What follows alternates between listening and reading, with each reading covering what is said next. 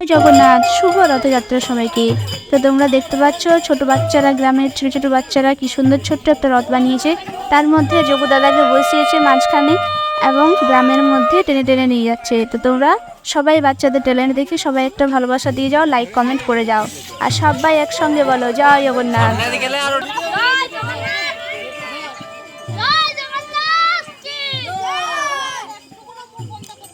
আরেকবার বল বুম্বা বল জোরে জোরে বল জোরে জোরে বল